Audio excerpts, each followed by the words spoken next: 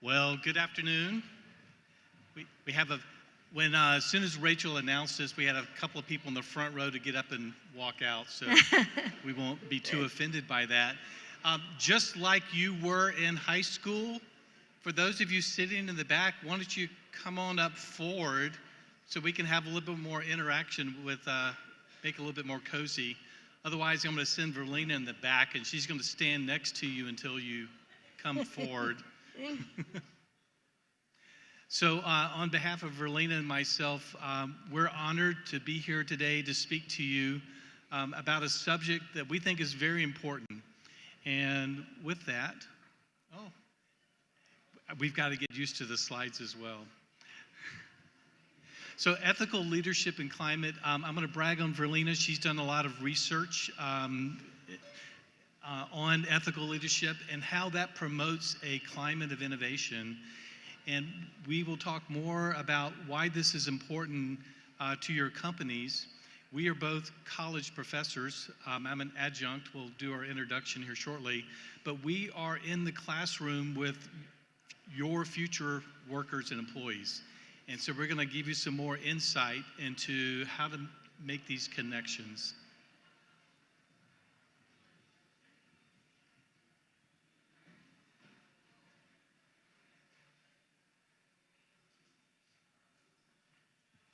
Okay, so it looks like I'm first up. I'm Virlena Crosley, and you can see that I have coat and scarf. This is when I was in Germany, so a little bit different temperature there. But I had a whole career before I started teaching. I used to be the employment department director for the state of Oregon, so I worked with, for the most part, every employer in the state. And I worked in workers' compensation, a number of employment-related activities.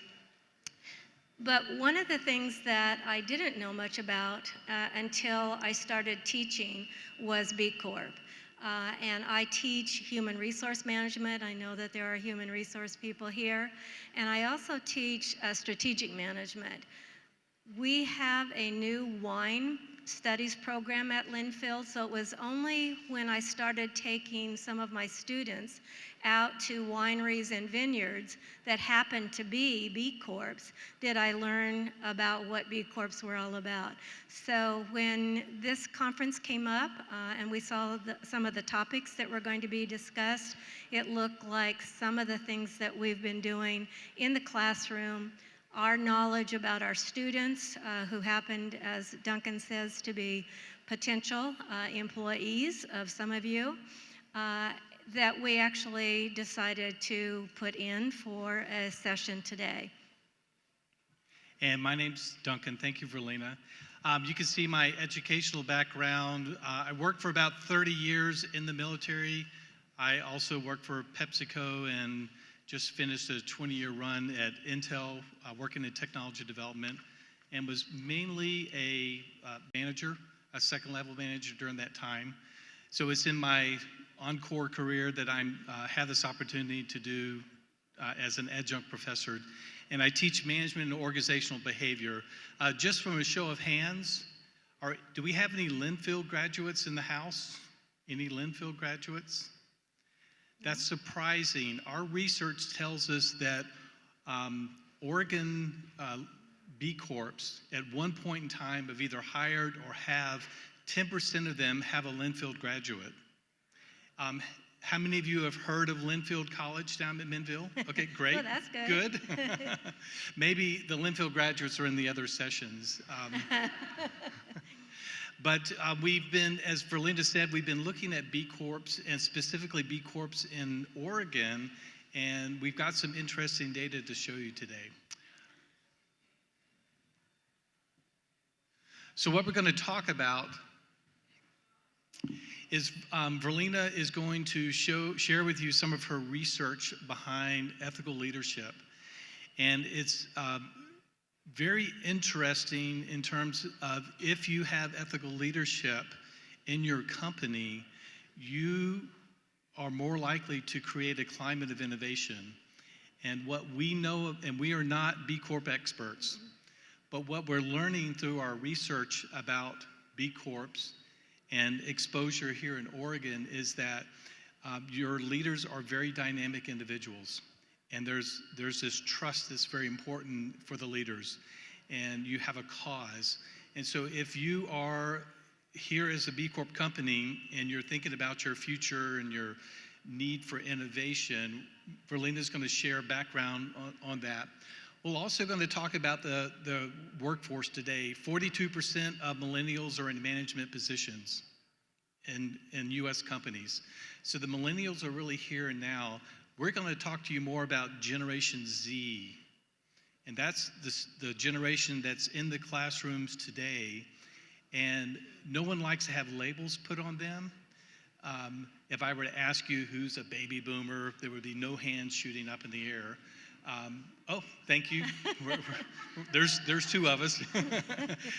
And not that we don't have something to contribute, right? But we're going to talk to you about Generation Z because they're coming to the workforce in big numbers. And not that they're a threat, but they have different motivations. So we'll share some data with you about that. And then we'll talk about the big opportunity, and that is how you can score more points on your next B Impact assessment. Version 6, there's some changes, and with that change, there's some big opportunities. So we're going to show you some data about where we currently are in Oregon on a blind industry that we picked, and talk through some of those opportunities, pull it all together, and at the end, we're going to prep you now. We want you to be thinking about some of your stories. What are some stories where you, in your company, are changing the way you do business to attract that new workforce? Anyway, so be thinking about that story.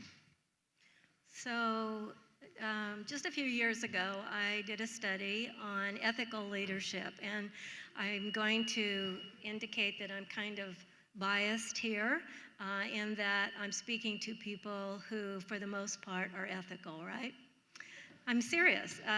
And so I am not going to test whether you pass the ethical test. I'm just going to make that assumption. But one of the things that my study actually looked at was the correlation or relationship between ethical leadership, which I'm going to talk a little bit about, and then a climate for innovation. And why would businesses care about that? I was surprised at the time to find that there was really no study that had been done on the climate for support for innovation and ethical leadership. So I used two different constructs, one of ethical leadership, again, I'll talk a little bit more about that, and then one that showed different dimensions of innovation or an innovation climate. So I'll be taking you through those. And then we'll tie that to what Duncan just talked about, the future workforce, and then your B Corp certification. So my study had over 400 people in it. There was an equal number of male and female. And one of the things that Duncan will tell you and share with you on one of the slides is that we know a lot of the younger individuals want to work for larger companies because of career path goals, right? And a lot of companies in Oregon especially are small companies.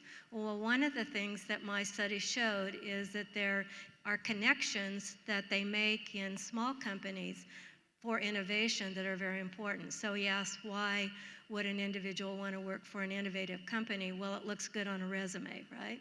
I mean, seriously.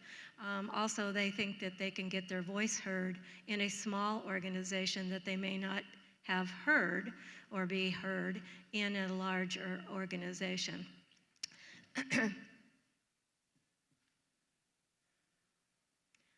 So these are the dimensions of a climate for innovation. And remember that ethical leadership is a backdrop. In other words, there is that direct correlation, if you will, positive correlation with each one of these. That's what my study showed. And so I'll be walking you through each one of these dimensions because they're individually and collectively important for both recruiting individuals to work for you and also for keeping them once they're there. So in leadership, let me just go through this a little bit. So in leadership, there are different components that you should look at. The first one is personal actions, and the focus is on actions. Ethical leadership is as well. They walking the talk, doing what we say. If you make a commitment, actually follow through on that commitment. Those are the kinds of things that people look for. And in fact, in a supportive climate for innovation, that is an extremely important piece. So that action piece, because we all say things, but do we deliver on them? And the next one is interpersonal relationships. So in this particular one, we are human beings, and there's a lot of research that shows that we seek out relationships, and relationships are very important. Some of us may like to work more autonomously, but we still need to interact with people, and relationships are extremely important. So in that interpersonal relationship, you both seek feedback and give feedback to enhance the relationship. And then in two-way communications, where it's not just top-down. Have you ever worked for people who just told you what to do but never asked your opinion? I think many of us, and certainly over my career, that has been the case. But more often, we're finding leaders, true leaders that have and want innovation, that there's that two-way communication. And then reinforcement, where you actually recognize when help is needed. Sometimes people are afraid to ask, or they believe that it's a weakness if they ask for help. So a leader, a true leader, an ethical leader, and one that supports innovation actually recognizes needs or looks for opportunities to see that there is a need for reinforcement. And then decision making, where leaders actually make their employees and individuals, maybe even people outside their stakeholders, involved in the decision making. So that kind of covers the leadership aspects.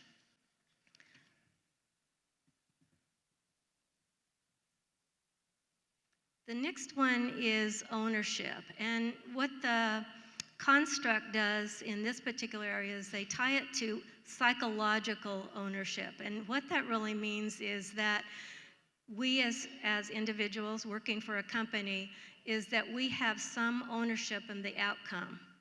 Okay, so we're willing to put our effort in and be held accountable for it, because we take, even if we're not a company owner, we take ownership in the end result.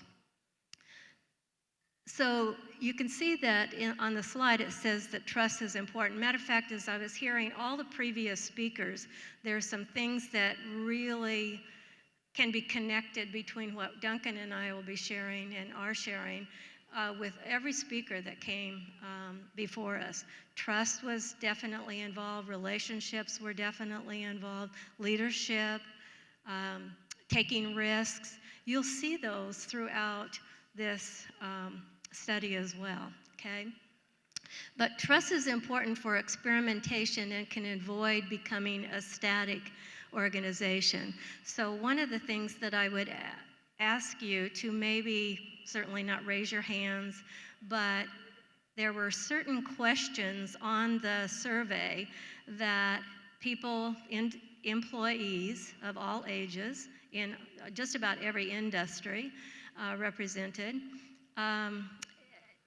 answered from strongly disagree to strongly agree. So just sort of reflect on these three questions about how you would answer them as an employee or maybe an owner of your company. The first one is, this place seems to be more concerned about preserving the status quo than with changes. Strongly disagree, strongly agree. The status quo, okay? The next question is, no one asks my opinion, I only work here. Okay? And once the organization develops a solution to a problem, it becomes permanent. Does that happen in your organization, or do you change, or do you look for changes as they are needed or as people bring them up? Over my career, I have been told many times that often new employees, the most important time for them to see things differently are in the first few months. Do you find that? Because they question things that we've stopped questioning, right? And so we have to kind of build in mechanisms to get those ideas past that first 2 or 3 months or 2 or few weeks, et cetera.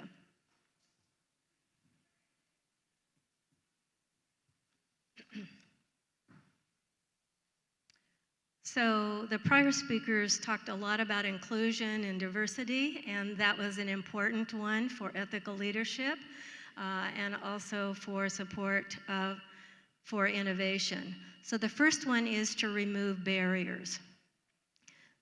Look at your hiring practices, look at your policies and procedures to see if it encourages or discourages diversity.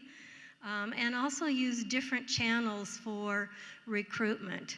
I found that there was a B Corp in Yonkers, New York, called Greystone Bakery. Have you heard of that one? Okay.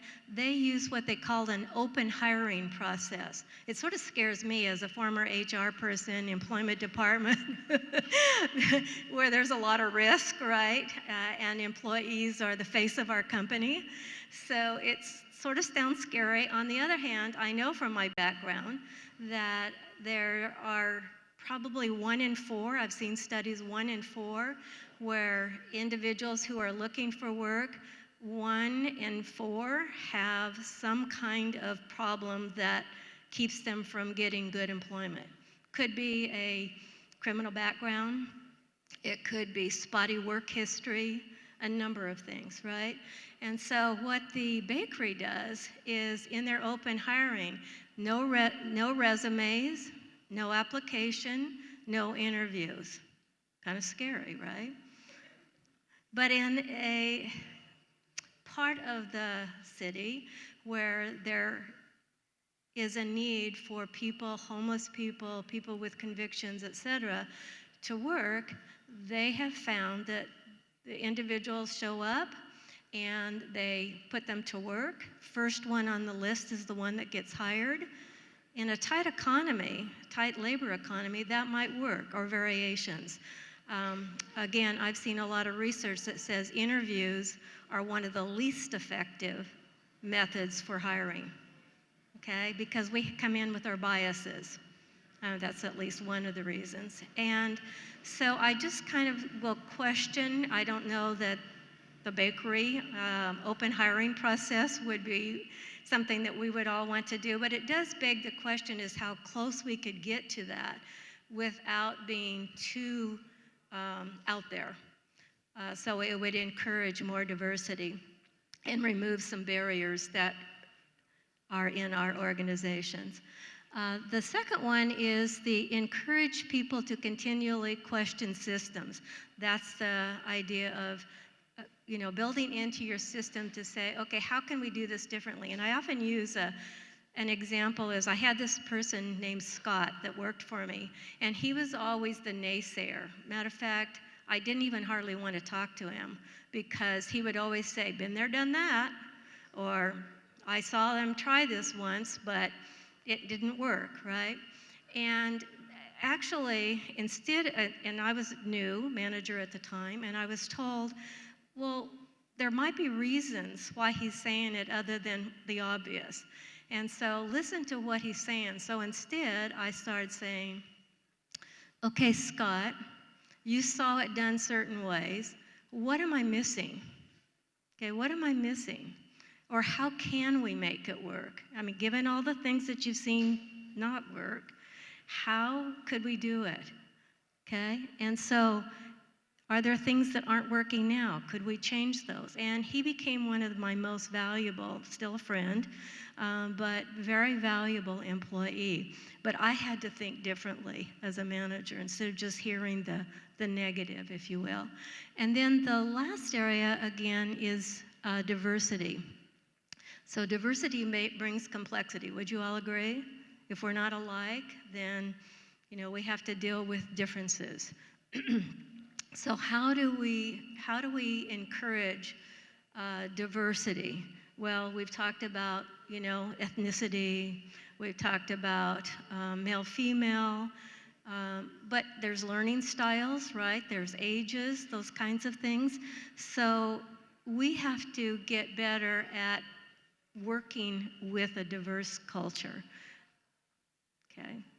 Because diversity brings new ideas, and we heard from other speakers, so I won't go in so much to that, but there are reasons why, in other words, improvement to our programs, improvements to being able to speak to our customers, because more and more they speak more than one language.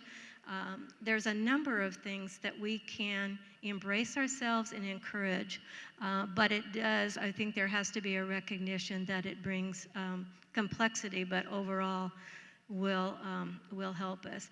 I have a couple of studies just to indicate how important it is that in one study, 63% of Generation Z, feel it's most important to work with people with diverse educations and skill levels. And about 20% think that having people of different cultures are the most important element of a team, okay? So when you ask your individuals who you're working with or hiring, it looks like diversity is an extremely important part. And then not only does diversity and inclusion drive company performance, but 75% of Gen Z said that a company's level of diversity affects their decision to work there. So again, removing barriers, the more diverse that we are.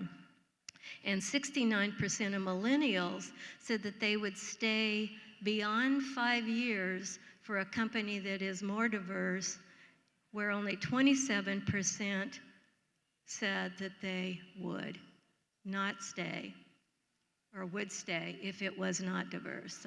So more if it is diverse than if you didn't have that diversity.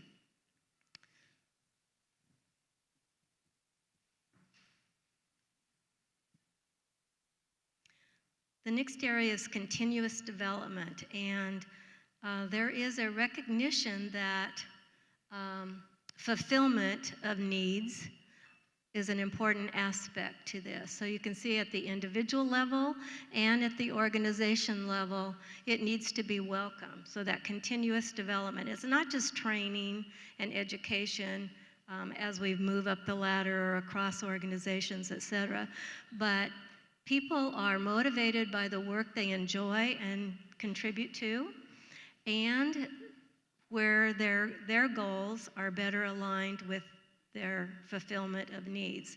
So Dr. Britt Andrietta, in a TED Talk, indicated in a survey that she did that there are barriers to fulfillment, and 42% of it is ourselves. So in other words, we don't look for or ask or align ourselves in company where we can be fulfilled. And I think that's where B Corp has an advantage, because so many of our employees, and you'll hear Duncan talk more about this, but so many of our students, once they know about B Corps, that's where they want to go to work for, because it fulfills their need, okay, to work for a company that has a greater balance than just profit, for example. So 42% was self, 32% the organization's senior leadership, 16% my manager. These are barriers to fulfillment, and 4% were my teammates. So the biggest barrier ourselves, but leadership in an organization, management, et cetera, can also be barriers. So how do we get closer to that fulfillment need being met? Well, invest time to get to know your team. Do you do that? Okay. Do you get to know your team on a more personal level? Because, I've come from different environments where it was kind of like management and then employees, right? In small organizations, that's harder to do. But investing time to get to know your team on a personal level, and then promote open communications, recognize individuals for a job well done, and then get intentional about team building that focuses on shared experiences. Because again, as people, we have a need for connectivity and relationships. So if you really get intentional about team building, then that can move us closer to fulfillment. And then the last one is consistency. So in this one, it is a focus on continual learning or continuous learning. And also, employees are concerned not only with getting things done or accomplished, but how things are getting done. And again, I think that the B Corp organizations have a history and also a future in not only looking at getting things done, but how we get things done. So with that, I'll move to Duncan. Thank you, Virlena. So in our preparation for today, Virlena shared with me much more depth on your 200-page research. And what resonated with me, these under ethical leadership and these dimensions, and if you have these dimensions in your organization, you're more inclined to have this innovation climate. And in the research that we have been doing with our students in the classroom, we discussed this connectivity of, ethical leadership, innovation, B Corps.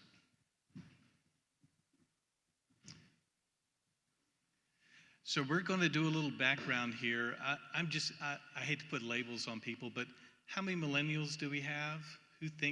Who would identify as millennial? Thank you. Do we have any Gen Z? Anyone who identifies? Oh, thank you. All right. We're going to roll a video here real quick. It's a short one.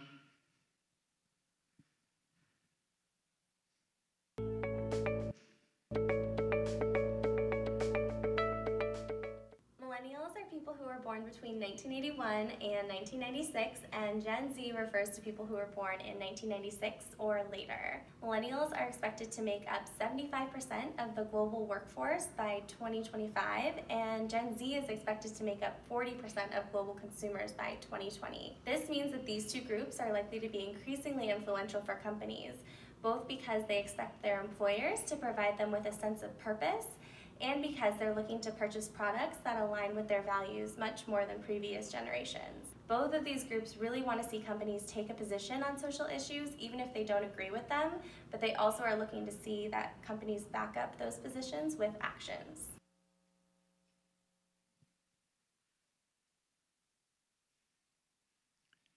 Let me go back to the slides. So just a couple of things, comments from the video, I want to reinforce. Millennials and Gen Z want to work for companies that take positions on social issues. It's more important that a company takes a position on a social issue, and it's okay if they don't agree with it, but what they're looking for is the company does stand for something and that they stand behind that. I thought that was very interesting. They want mentors, they want people to look up to, and they want to collaborate. They want to collaborate over competition. And for some of us in other generations, it's all about the competition. Who's best? We're always measuring each other. You go back after your college, go to your college reunions, who do you work for, how much money you make, what kind of car you have. That's not the new generations. And the other important point from the video is we're not only looking at the numbers of workers, but we're also looking at the economic impact. Where are they spending their money? So a couple of statistics here we'll throw up real fast for millennials and Generation Z. Anybody want to change their, I belong to this group based on, okay. All right, so meet Generation Z. Here's the dates and the percentage of the population they make up. Again, on the left, the blue are the millennials. On the right are Generation X. A couple of things. The Generation Z grew up during an economic depression going back to 2008. That had a big impact on them. Things were not always great, and they saw what happened to their families and their parents and the friends of their parents, and that left a big impression on them. So they are focused on spending money. Millennials will spend the money on, Generation Z wants to save money. Millennials will spend money, right? They want experiences, vacations. Also, the other interesting thing is the use of technology. For Generation Z, smartphones and technology has always been there. Millennials grew up in this age, right? So they saw the evolution. We were talking this morning, my daughters had they had flip phones. They had these little texting devices that they would text. They thought that was really cool technology, but that's what millennials, they grew up with. This is some surprising data as well. I think a lot of baby boomers' view of Generation Z is they always have their face in their smartphones and walking around. That's not Generation Z. They value face-to-face conversations. They do like their own workspace, and they also believe that they have to work harder than the other generations. We talked about some of the challenges that we have with climate change. They believe that their voice will be heard, and they have to own solving this problem. And so they do believe that they will have to work harder for that. Another interesting statistic, a Generation Z doesn't want to be hired for a single person in a single individual role within the company. They want to have multiple roles within the company. They want to be as close to the steering wheel as they can. They want to have an impact. They're not willing or tolerant to wait around to be heard to affect change, right? So if you're going to be attractive to a Generation Z, offer them when you talk to recruiting, show them, let them talk to other Generation Z employees, but say that you can be on different roles within the company. Racial inequality is a major issue for them, social issue. And we spoke earlier about this statistic, and I'm still scratching my head. 80% of Generation Z wants to work for a large company. And I think that's something that we have to look at in terms of we are the glory bees, and we are I'm going back to reference to one of the earlier presentations, or the Joeys, right? How do we attract talent to a workforce that is inclined to think that they have to work for big companies? And not surprising, a lot of the content that they consume is off of YouTube. How addicted are they to their phones? And how distressed are you, or am I, if you take away my personal device? All right, so that was just some background. SWOT analysis. Those of you who've taken courses in business, should sound very familiar to you. It's a standard technique. Anybody use SWOT out there? Okay, got some people who follow along with us. So a little bit of a primer. Virlena, you want to explain a little bit about SWOT? Well, so when we were going through some of this discussion, we're looking at some of the strengths and weaknesses, et cetera, and so Duncan put it in a SWOT analysis. But if you've worked with a SWOT analysis, you know that strengths and weaknesses are usually internal, and opportunities and threats are usually the external piece. In other words, threats are things that we might influence, but we have to react to them because we really don't have very much control over them. And in looking at recruitment and retaining individuals, first of all, there's a lot of discussion about gig economies, right? People do not have the loyalty of staying in a company as long as they used to. But we're also in a very tight labor market, very low unemployment rate. In my old job at the employment department, I was the administrator and director of the unemployment insurance program. So in the times that I was there, because I was there as director for 6 years and assistant director for a number of years, I saw unemployment rates. Well, usually there's two Oregons, right? So there's the I-5 corridor, and then there's Eastern Oregon, where they often would have double-digit unemployment, and we would have, under 10 for sure.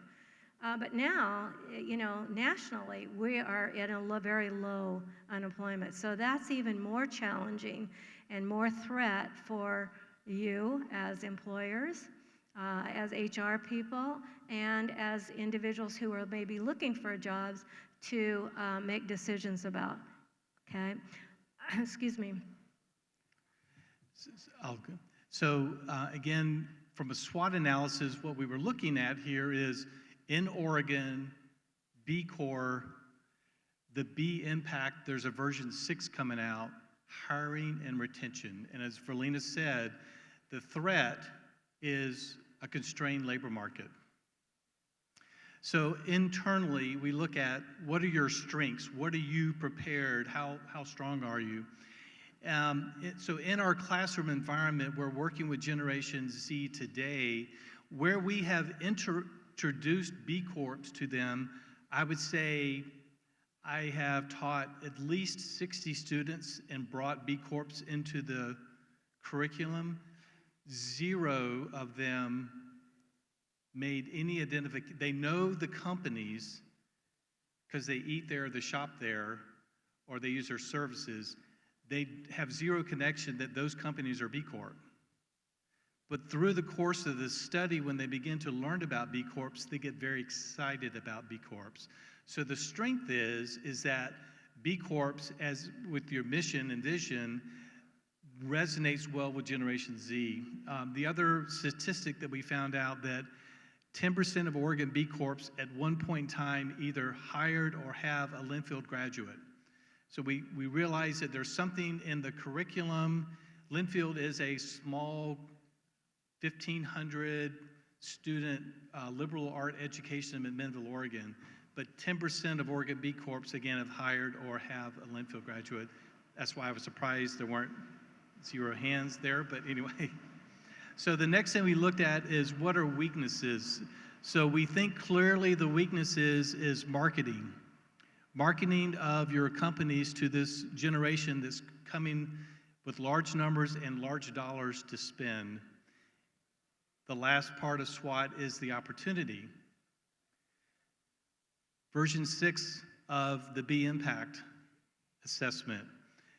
We're going to talk more about that, specifically how are the questions changed, and we think that with more focus on version 6, you're not only going to produce your B Impact assessment that's searchable for future potential hires, you can raise your score.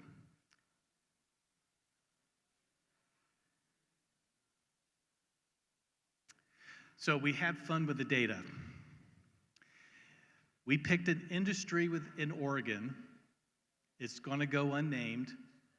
Some of you may be employees, so we don't want this to be too overly competitive. But we pulled the 7 companies within that industry. These are current B Impact. I'm acting just like any other potential college student. I'm a senior. I'm doing my research on companies. I'm going to go to the internet. I'm going to look at your B Impact. So this is all publicly available knowledge. You're all familiar with the different categories in the B Impact assessment. What we want to highlight to you is Virlena's research on these 5 dimensions of ethical leadership. These are the kinds of things that Generation Z will be looking for in your B Impact. Now, what I want to highlight you to is you see company totals. When we highlight and total up the component of your score that ties to ethical leadership dimensions, you can see that we're looking at totals from 3.2 to 1. We're probably up to somewhere between 2 and 4 points. 2 to 4 points as a percentage of a score of 120 is not a lot.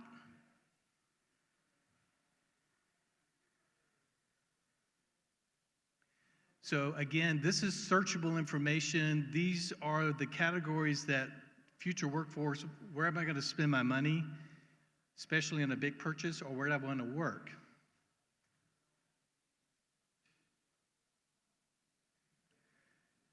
So making this a little bit more actionable. So we had fun, and we went to a B Corp workshop for new B Corps. And we created a company for ourselves, and we took version 6 assessment.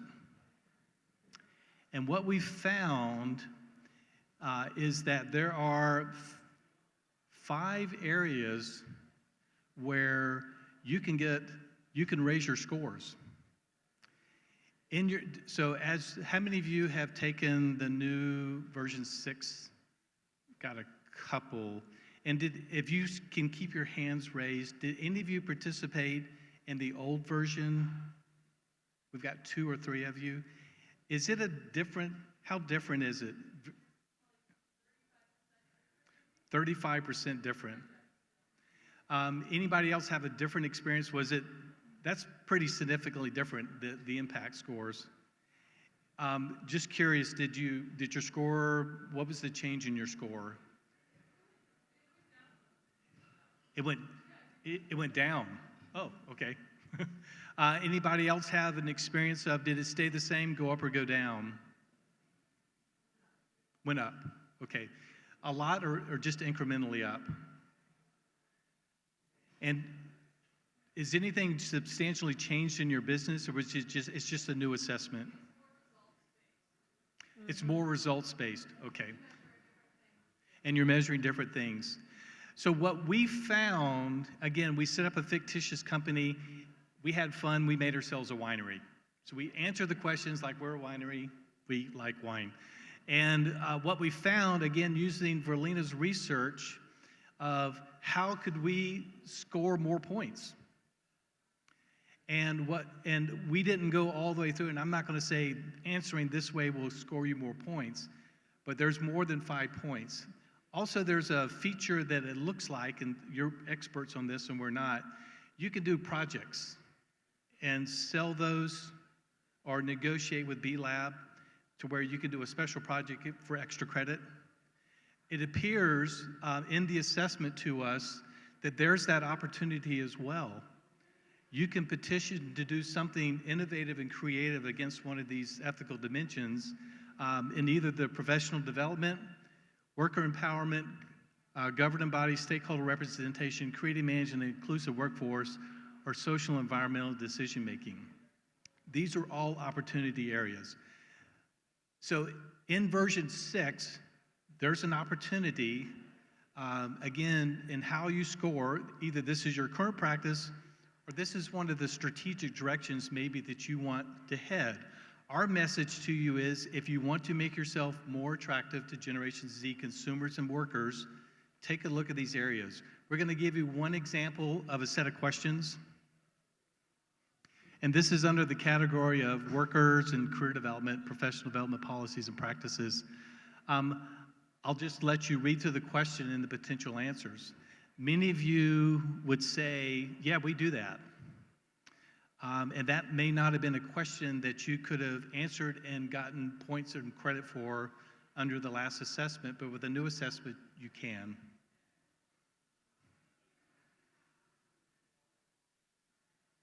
Now, this is the interactive portion for the next couple of minutes. What we're interested in hearing about is, have you and your company done something to change to make yourselves either worked on your ethical leadership or you've done some practice change to try and recruit or create consumers out of Generation Z. We have a microphone that we're going to pass around. Somewhere is number 3. And it went hiding for us. Oh, I think it's in your hand, maybe. Yeah. Does anybody have a story that they would like to share? We love stories.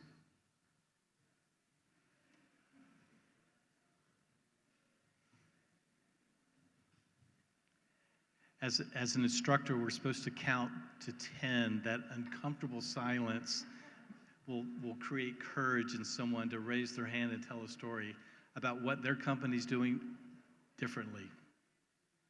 Thank you. One of the things that we have been working on for a couple of years, but is of big importance to us, is that we partner with ELI, which is Emerging Leaders Interns, and we bring in interns every summer, and they work with us in a variety of departments, and these are individuals who come from traditionally disadvantaged backgrounds. And so it gives them an opportunity to break into workforces that they might not otherwise be able to get experience in before they finish their college. So, yeah, removing those barriers for students that may not otherwise get that opportunity. Are you getting credit on your B Impact for doing that program? Gosh, I hope so.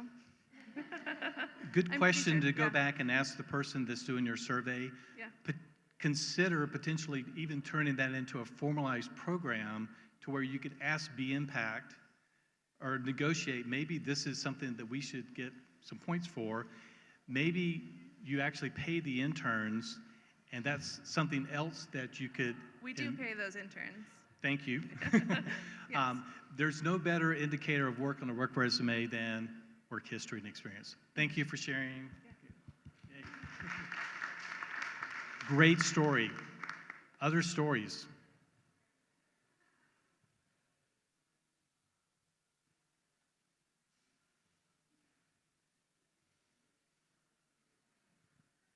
We work for Major League Soccer is a client of ours, and I work for Brave New Workshop Theater. I live here in Portland. They're headquartered in Minneapolis. They're hiring 21 to 23-year-olds, sort of tail end of Gen Z, right out of college with an associate's degree with a variety of background for sales, and they need to attract sales cohorts to work there.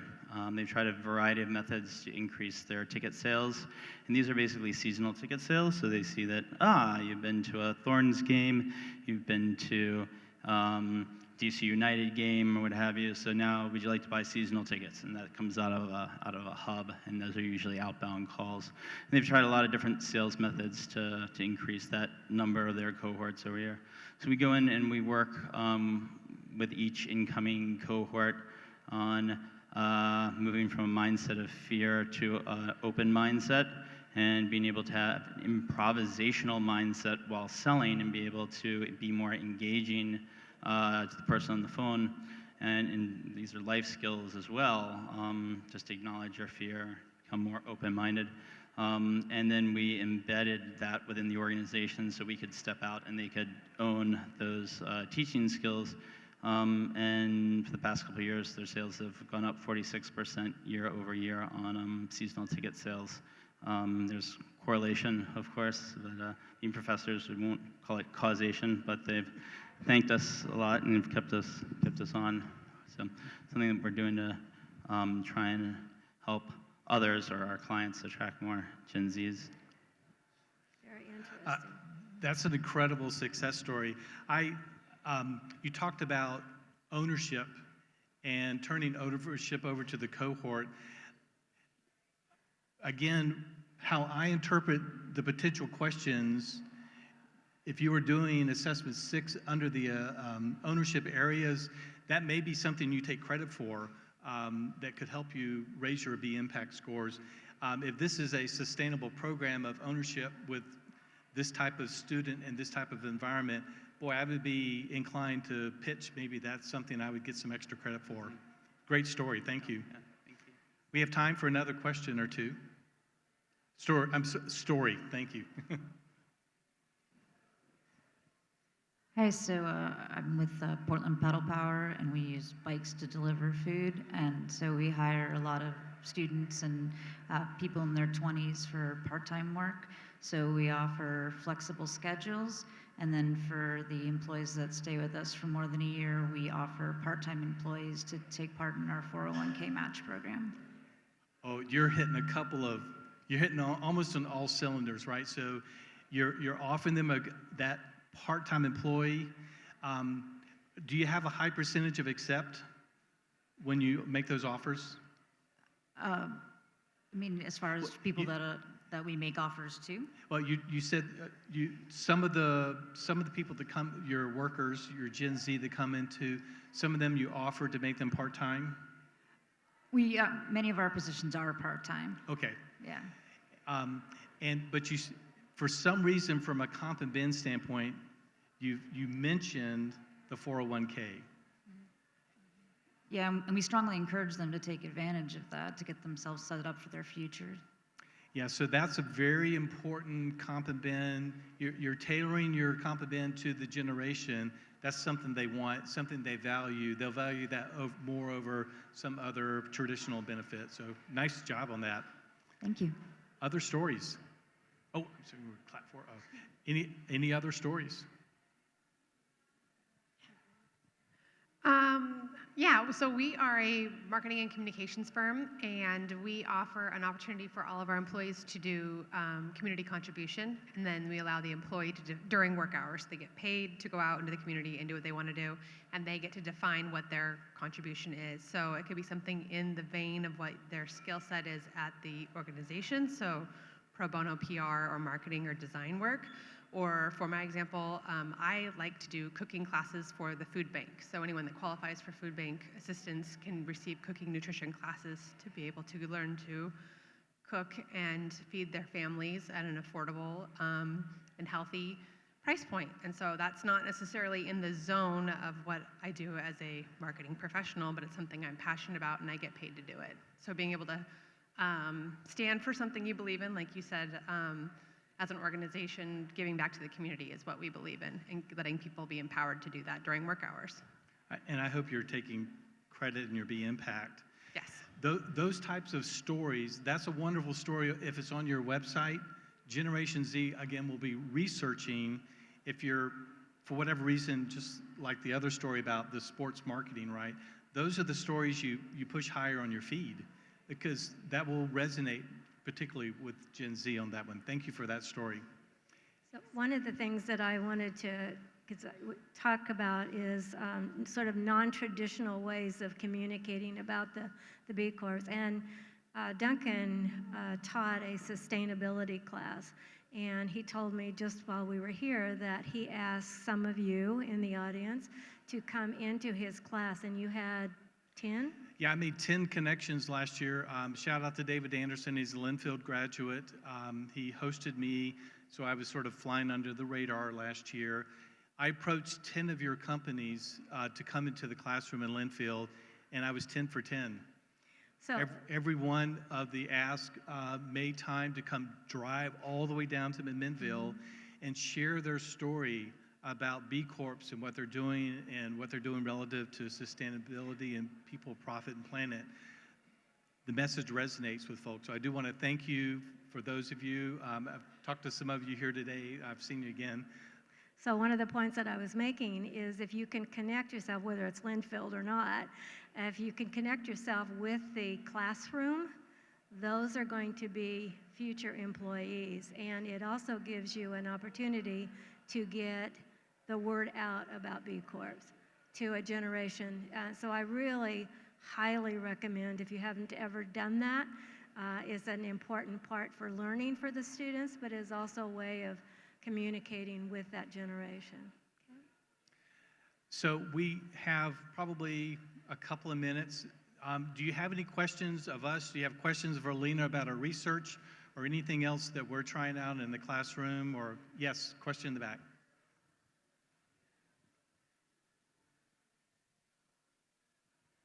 So I had a question about the Z, Generation Z. There was the desire to get in quickly and make change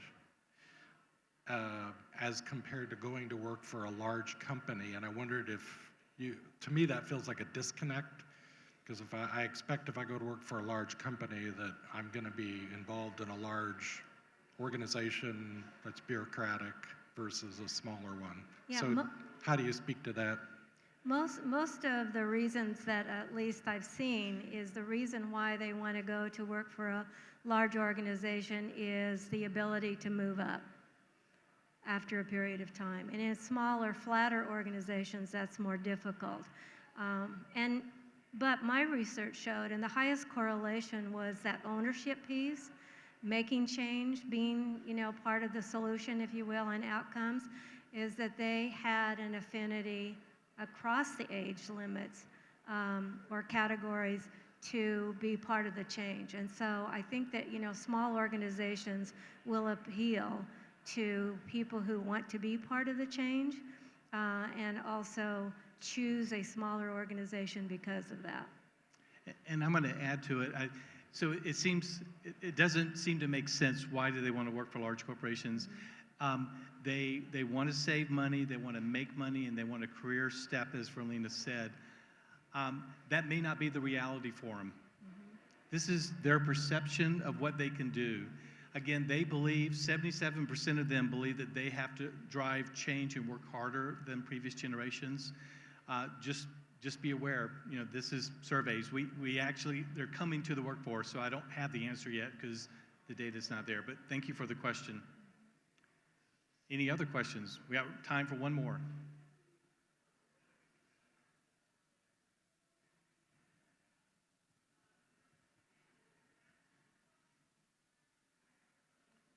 All right.